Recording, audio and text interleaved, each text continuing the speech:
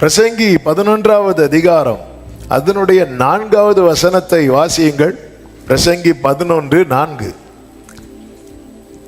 5. ஆவியின் வழி இன்னதென்றும், ஆவியின் வழி இன்னதென்றும், கர்ப்பவதியின் வயிற்றில் எலும்புகள் உருவாகும் விதம் இன்னதென்றும் நீ அறியாதிருக்கிறது போலவே எல்லாவற்றையும் செய்கிற தேவனுடைய செயல்களையும் நீ அறியாய். நம்ம எல்லார் வாழ்க்கையிலுமே இந்த 5 கிரியைகளை கர்த்தர் நடப்பிக்கிறார். ஆமென். இதுக்கு ஒரு பெஸ்ட் எக்ஸாம்பிள் வேதத்திலிருந்து அநேகர் எடுக்கலாம். ஆனா யார ஃப்ரண்ட் லைன்ல நிக்கிற அப்படின்னு பார்த்தா யோபுவின் வாழ்க்கையில இந்த கிரியைகளை கர்த்தர் நடப்பிக்கிறதை நம்மால் பார்க்க முடியும்.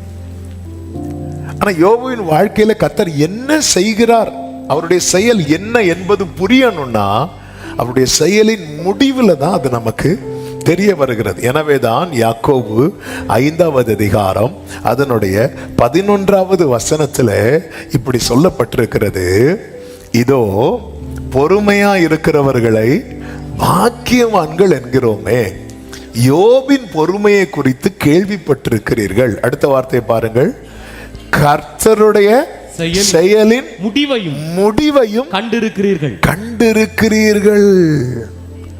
கர்த்தர் மிகுந்த உருக்கமும் இரக்கமும் உள்ளவராய் இருக்கிறாரே. அப்போ நம்ம கண்ணுக்கு எதுதான் தெரியுது அப்படின்னா அந்த செயலின் முடிவு தெரியுது. அதுக்கு முன்னாடி உள்ளவரை நமக்கு தெரியல, புரியல. ஆண்டவர் ஏன் இப்படி செய்கிறார் தெரியல. அவரோ வென்றால் ஒரே மனதாய் இருக்கிறார். அவருடைய பிளான் தான் என்ன, அவருடைய நோக்கம் தான் என்ன? ஒன்றை மட்டும் புரிந்து கொள்ளுங்கள், கர்த்தர் எல்லாவற்றையும் ஞானமாய், அவர் அனந்த ஞானம் உள்ளவர். நம்ம பாடுவோமே, கிரகிக்க முடியா காரியம் செய்தீர், சர்வ ஞானியே உம்மை ஆராதிப்பேன். ஹல்லேலூயா. அப்படி படைத்து நட்சத்திரங்கள் எல்லாம் அப்படி வைக்கிறார் பாருங்க, ஒன்றோடு ஒன்று மோதாமல். அந்தந்த கோள்கள் அவங்க அது அந்த லைன்ல ஓடிட்டே இருக்கு, வேகமா ஓடிட்டே இருக்கு. ஆமென். எவ்வளவு ஞானமாய் சர்வத்தை சிருஷ்டிக்கிற கர்த்தர் நம்முடைய வாழ்க்கையில. அப்ப இந்த ஆரம்பத்திலே ஒன்றை புரிந்து கொள்ளுங்கள், தேவன் நடத்துகிற பாதையில அவர் நம்முடைய வாழ்க்கையில செய்கிற காரியங்கள் நமக்கு புரியவில்லை. எப்போ புரிய வரும்? அந்த செயல் முடியும் போது. ஆமென். பேதுருவின் காலை கழுவும் போது பேதுரு தடை செய்கிறான். தடை செய்யும் போது கர்த்தர் சொல்லுகிறார், நான் என்ன செய்யறேன்னு உனக்கு இப்போ புரியாது, உனக்கு பிற்பாடு தெரிய வரும். அந்த செயல் முடியும் போதுதான், எப்பவுமே அந்த காரியம் முடியும் போதுதான் இவங்க என்ன பண்ணிட்டு இருக்கிறாங்க ஒண்ணுமே புரிய மாட்டேங்குது. மனுஷன் செய்கிற பல காரியங்களே நம்முடைய நிறைய காரியங்கள் நமக்கு புரியவே மாட்டேங்குது. அப்போ சர்வ ஞானி அவர். அவருடையவர்கள் வாழ்க்கையிலே அவர் செய்கிற கிரியைகளிலே அவர் மகிழுகிறார். என் வாழ்க்கையில ஒண்ணு செஞ்சிட்டு இருக்கிறார், அதில் அவர் மகிழுகிறார். ஏன் மகிழுகிறார் தெரியுமா? அப்ப ஆண்டவர் நீங்க முகத்தை மறைச்சு நான் நடுங்குறேனே மகிழுகிறீங்களா? இல்ல, ரிசல்ட் அவர் மனசுல வச்சு மகிழுகிறார். கர்த்தருடைய மகிழ்ச்சி என்ன தெரியுமா? கர்த்தருடைய மகிழ்ச்சி என்ன தெரியுமா? தமக்கு முன் வைக்கப்பட்டிருக்கிற சந்தோஷத்தின் ரிசல்ட் அவருக்கு தெரியும். ரிசல்ட் தான் அவர் பார்க்கிறார். ரிசல்ட்டை பார்த்து ஓகே ரைட், கரெக்டா தான் போயிட்டு இருக்கு, இவன் லைஃப்ல கரெக்டா தான் நடந்துட்டு இருக்கு. ஏன்னா அவருக்கு இப்படி நடந்தாதான் அந்த ரிசல்ட் வரும். தமது கிரியைகளிலே மகிழுகிறார். ஒரு தேவ பிள்ளையும் அதை புரிந்து கொள்ள வேண்டும். இந்த 5 3 பகுதியாக சொல்லி செபிக்கும்படி விரும்புகிறேன். 1 கொடுக்கிறார், 2 திறக்கிறார், 3 மறைக்கிறார், 4 எடுக்கிறார், 5 உயிர் பேய்க்கிறார். நான் இப்படி திரும்ப திரும்ப கேட்பேன். ஹல்லேலூயா. இது உங்க மனசுல, இது கர்த்தருடைய கிரியை. கர்த்தர் தமது கிரியைகளிலே மகிழுகிறார். ஹல்லேலூயா. ஆமென். என்ன சொன்னேன்? 5 எனக்கு இது 5ன்னு தெரியும். எனக்கு அந்த 5 என்ன? கொடுக்கிறார்.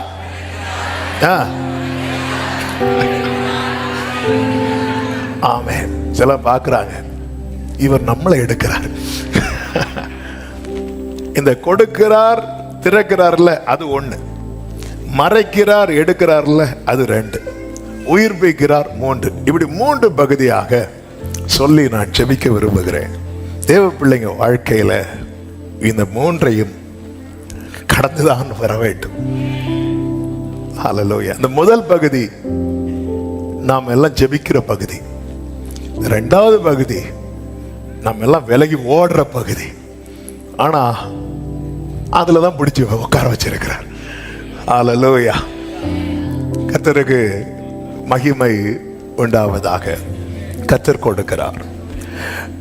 இந்த யோபுவின் வாழ்க்கையை குறித்து சொல்லும்போது யோபு 1வது அதிகாரம் 3வது வசனத்துல நீங்க பாத்தீங்கன்னா வாசிங்கள். அவனுக்கு 7000 ஆடுகளும் 3000 ஒட்டகங்களும் 500 ஏறு மாடுகளும் 500 கழுதைகளும் ஆகிய மிருக ஜீவன்கள் இருந்ததுமன்றி திரளான பணிவிடைக்காரரும் இருந்தார்கள். அதனால் அந்த மனுஷன் கிழக்கத்தி புத்திரர் எல்லாரிலும் பெரியவனாய் இருந்தான். இங்க யோபுவை குறித்து சொல்லப்பட்டிருக்கிறது, அவன் ரொம்ப பெரியவனாக இருந்தான், ஐஸ்வர்யம் உள்ளவன். இந்த ஐஸ்வர்யம் அவனுக்கு திடீர்னு வந்தது அல்ல, ஃபுல்லா ஆரம்பத்திலே அப்படி இருந்ததும் அல்ல. அதுக்கான ஒரு அடையாளம் யோபு சொல்றாரு. இதெல்லாம் எப்படி வந்துச்சு அப்படின்னு 10வது அதிகாரத்தின் 12வது வசனத்துல, எனக்கு ஜீவனை தந்ததும் அல்லாமல் தயவையும் பாராட்டினீர். எனக்கு லைஃப் கொடுத்தீங்க, எனக்கு வாழ்வாதாரத்தை கொடுத்தீங்க. அந்த வாழ்வாதாரம் கொடுத்ததும் அல்லாம எனக்கு உங்க ஃபேவரும் கிடைச்சது, உங்க ஃபேவர் கிடைச்சது. எனவே தான் யோபு வாழ்க்கையில எல்லாம் இழந்த போது யோபு சொன்ன வார்த்தை என்ன தெரியுமா? கர்த்தர் கொடுத்தார் அப்படிங்கிறார். யோபு வாழ்க்கையில கர்த்தர் கொடுத்தார். கொடுக்கிறது மட்டுமல்ல, யோபுவின் வாழ்க்கையில கர்த்தர் கையை திறந்தார்.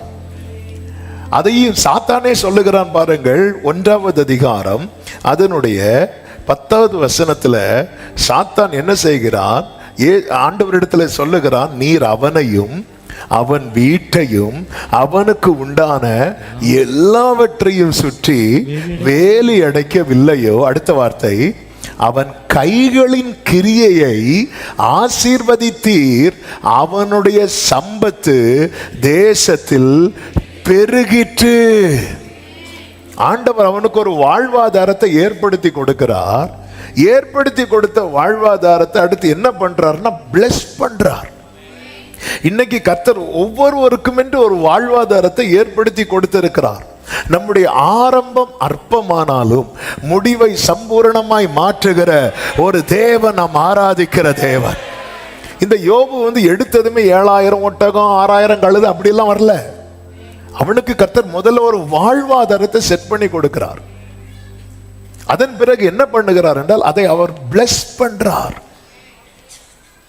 இதுக்கு யாரு சாட்சி? சாத்தானே சாட்சி. அவன் சொல்ற, நீர் அவன் கையின் கிரியையை ஆசீர்வதித்ததுனால அவனுடைய சம்பத்து தேசத்தில் என்ன ஆயிட்டு? பெருகிட்டு. அதுதான் வேதம் சொல்லுகிறது, கர்த்தருடைய ஆசீர்வாதமே ஐஸ்வர்யத்தை தரும். ஆமென். அதனோட அவர் என்ன கூட்ட மாட்டார்? வேதனையை கூட்ட மாட்டார்.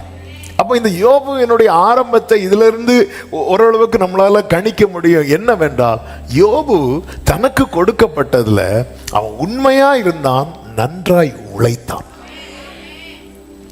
ஆமென். நீங்க ஆண்டவரை குறித்து நீங்க பைபிள்ல பாத்தீங்கன்னா அவருக்கு யாரை ரொம்ப பிடிக்கும் தெரியுமா? இந்த உண்மையா இருக்கிறவங்களையும் உழைக்கிறவங்களையும் ரொம்ப பிடிக்கும். அப்போ ஆண்டவருக்கு யாரை பிடிக்காது?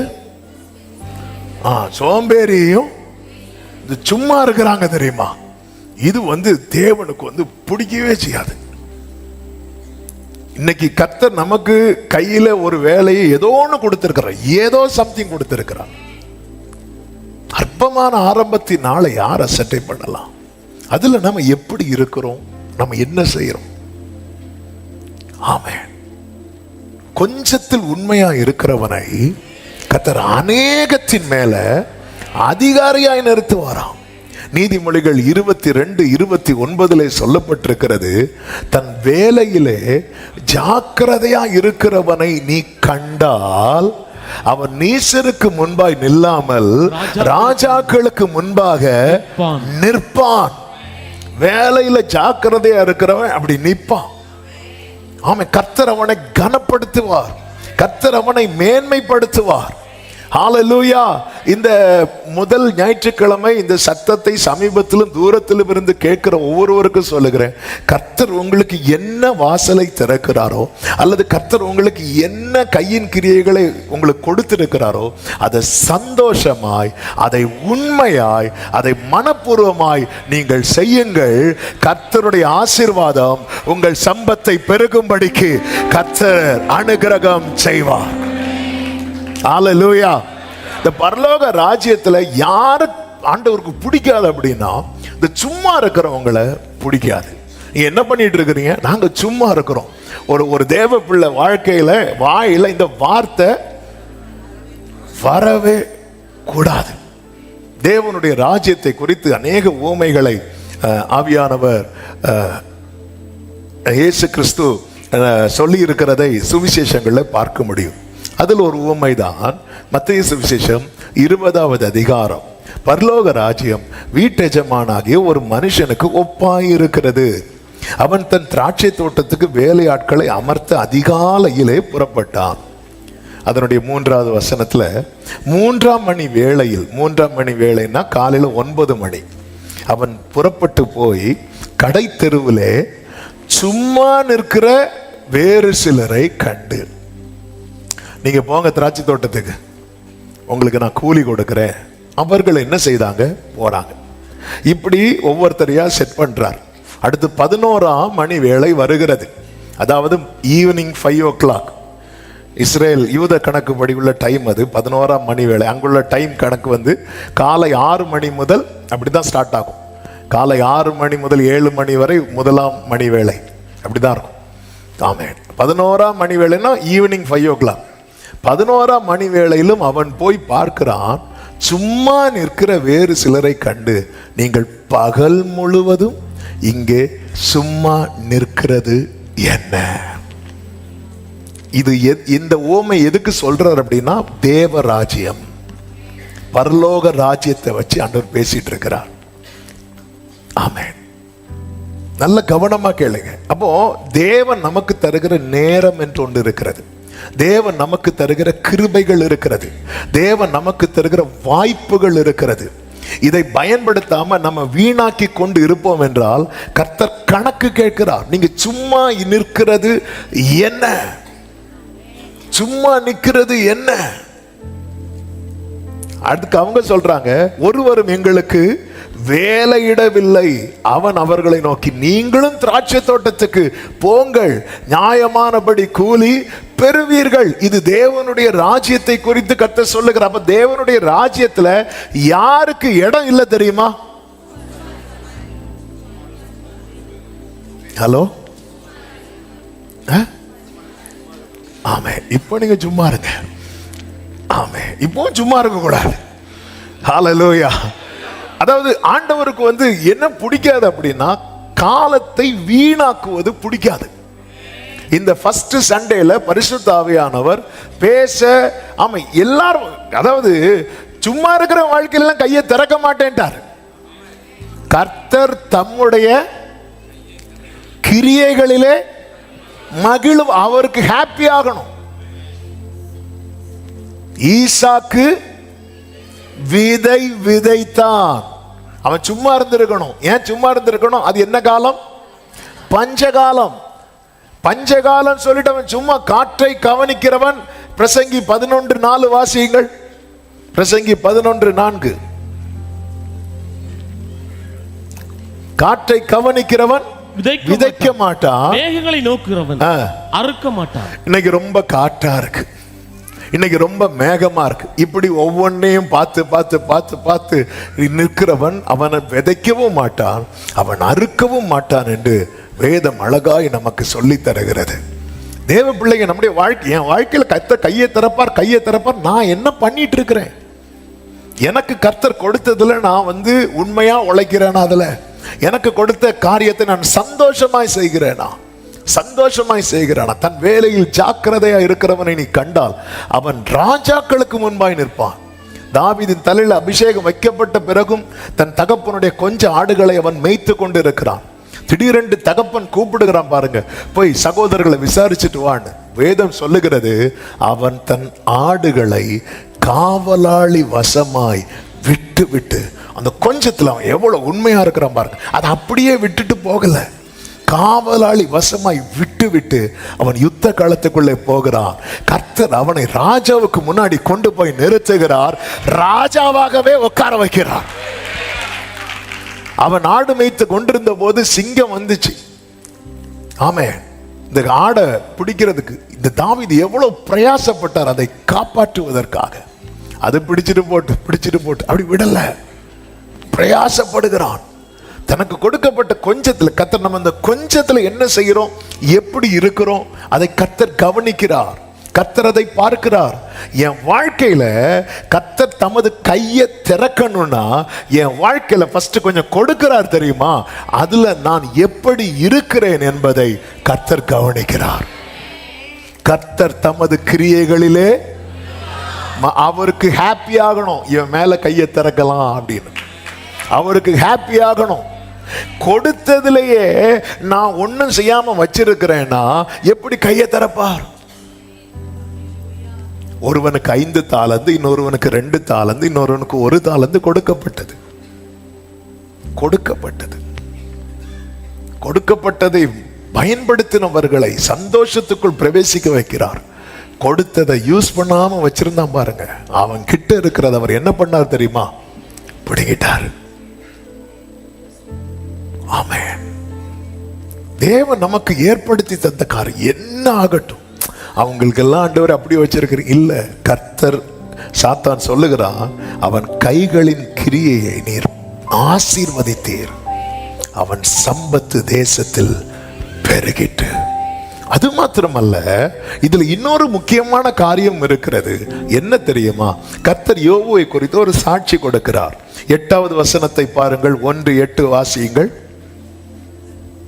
கர்த்தர் சாத்தானை நோக்கி, என் தாசனாகிய யோபின் மேல் கவனம் வைத்தாயோ, உத்தமனும் சன்மார்க்கனும் தேவனுக்கு பயந்து பொல்லாப்புக்கு விலகுறவனுமாகிய அவனைப் போல பூமியில் ஒருவரும் இல்லை என்றார். அப்போ இன்னொரு விஷயத்தை நல்ல கவனிங்க. தன் வாழ்க்கையிலே யோபு வாழ்க்கையில வளர்ச்சி வர வர வர யோபு தன்னை காத்து கொள்வதிலையும் ரொம்ப ஜாக்கிரதை உள்ளவனாயிருந்தான். அநேகர் பாருங்க, கொஞ்சம் வசதி வரும்போது, கொஞ்சம் வாய்ப்புகள் வரும்போது இடறுகிறவர்களாய் மாறுகிறார்கள். இந்த யோபுவை நீங்க பார்த்தீங்கன்னா, ஆண்டவர் பிளஸ் பண்ணியிருக்கிறாங்கன்னு சொல்லிட்டு நான் ட்ராக் மாதிரி என்ன செஞ்சிடக்கூடாது, போயிடக்கூடாது. இன்னைக்கு நிறைய பேர் கொஞ்சம் தலை நிமிர்ந்ததும், கொஞ்சம் வசதி வாய்ப்பு வந்ததும், 4 பேர் மத்தியில் கொஞ்சம் பேர் புகழ் வந்ததும் ட்ராக் மாதிரி போகிற நிலைமை அநேகருடைய வாஸ்தியே இல்லாமலாக்குறது. கர்த்தர் சொல்றாரு, இவன் உத்தமன் மட்டும் இல்லப்பா, சன்மார்க்கன், தேவனுக்கு பயந்து பொல்லாப்புக்கு விலகுகிறவன். கர்த்தர் தம்முடைய கிரியையிலே மகிழுகிறார்.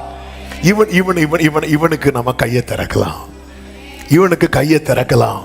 இவன் யார் தெரியுமா, தேவனுக்கு பயந்து பொல்லாப்புக்கு விலகுகிறவன். பொதுவாகவே பாருங்க, சொசைட்டிலே பாருங்க, கொஞ்சம் ஒரு ஆள் வந்து உயர உயர உயர அவருடைய ஃப்ரெண்ட் சர்க்கிள் வந்து மாறிட்டே இருப்பாங்க. அவங்களுக்கு உண்டாகிற சோதனையும் கூடிட்டே இருக்கும். அவங்களுக்கு பாவம் செய்வதற்கான ஆப்பர்ச்சுனிட்டிஸ் வந்து ரொம்ப ஜாஸ்தி ஆயிட்டே இருக்கும். யாருக்கு தெரியுமா, சொசைட்டியில் ஒருத்தங்க எல்லா விதத்திலும் வளர்றாங்க தெரியுமா, அவங்களுக்கு வளர்றாங்க. கொஞ்சம் பேர் புகழ் அவங்க தலை அப்படி வெளியே தெரிகிறது மாதிரி அவங்க எழும்ப ஆரம்பிச்சுட்டாங்க அப்படின்னா அவங்களுக்கு எல்லா ஆப்பர்ச்சுனிட்டிஸ்க்கான டோர்ஸ் ஓப்பன் ஆகும். இப்படிதான் யோபு வாழ்க்கையில் இருந்துச்சு. ஏன்னா யோபு வீட்டில் நிறைய வேலைக்காரங்க வருவாங்க. அதான் யோபு சொல்லுவார். ஆமென். 31வது அதிகாரம் அதனுடைய 9 முதல், என் மனம் யாதொரு ஸ்திரீயின் மேல் மயங்கி அயலானுடைய வாசலை நான் எட்டி பார்த்ததுண்டானால் அப்பொழுது என் மனைவி வேறொருவனுக்கு மாவரைப்பாளாக. 11வது வசனம், அது தோஷம். அது தப்பு, அது கிரைம், அது நியாயாதிபதிகளால் விசாரிக்கப்படும் அக்கிரமமே. 12வது வசனம், அது பாதாள பரியந்தம் பட்சிக்கும் அக்கினியாய், அடுத்த வார்த்தையை பாருங்கள், என் சம்பத்தை எல்லாம் நிர்மூலமாக்கும். இன்னைக்கு அநேகருடைய ஆஸ்தி அழியறதுக்கு ஒரு காரணம் என்ன தெரியுமா? வசதி வந்ததும் ட்ராக் மாறுறது. இது புரிகிறது இல்லை. சம்பத்தை எல்லாம் நிர்மூலமாக்கும். ஏன் தேவனுக்கு பயந்து பொல்லாப்புக்கு விலகுறீங்க யோபுன்னு கேட்டா, யோபு சொல்ல, இல்லப்பா அது தோஷம். ஆமா, இன்னைக்கு இருக்கிறதெல்லாம் நாளைக்கு இது அழிச்சிரும். என்னைக்குமே புரிஞ்சுக்கோங்க, இதை கேட்கிற அன்பு சகோதரா சகோதரி, தேவன் ஆசீர்வாதம் தரது நாம் அனுபவிப்பதற்கு. ஆமென். சத்தமா ஆமென் சொல்லுங்க பார்க்கலாம். தேவன் கொடுக்கிற ஆசீர்வாதத்தை யார் அனுபவிக்கிறாங்களோ உண்மையில அவங்க தான் ஆசீர்வதிக்கப்பட்டாங்க. எனக்கு பெரிய வீடு இருக்கு, எனக்கு அது இருக்கு, இல்ல, அது நம்மளால அனுபவிக்க முடியுதா? இதான் ரொம்ப முக்கியம். என் வாழ்க்கையில தோஷமான காரியம் காணப்படுமானால் அது எதை அழிக்குமா? என் சம்பத்தை அழிக்கும். என் வாழ்க்கையில என்னுடைய ஆஸ்திகள், என் சம்பத்துகள், எனக்கு தேவன் கொடுக்கிற ஆசீர்வாதங்கள், அது அழியறதுக்கு நானே காரணமாயிடக்கூடாது. ஆமென். கர்த்தர் உயர்த்துகிறார், கர்த்தர் ஆசீர்வதிக்கிறார், கர்த்தர் வளர பண்ணுகிறார். வேலையே இல்லை, வேலை கொடுத்துட்டார். ஆமென். ஐடில ஒர்க் பண்ற பிள்ளைங்க இருக்கிறீங்க, நல்ல ப்ரொஃபஷன்ஸ், நல்ல டோர்ஸ் எல்லாம் கர்த்தர் ஓபன் பண்ணி கொடுக்கிறார். அதாவது உலகத்துல டோர்ஸ் ஓபன் ஆக எல்லா காரியத்துக்குமான ஆப்பர்ச்சுனிட்டிஸ் கான டோர்ஸ் ஓபன் ஆகும்.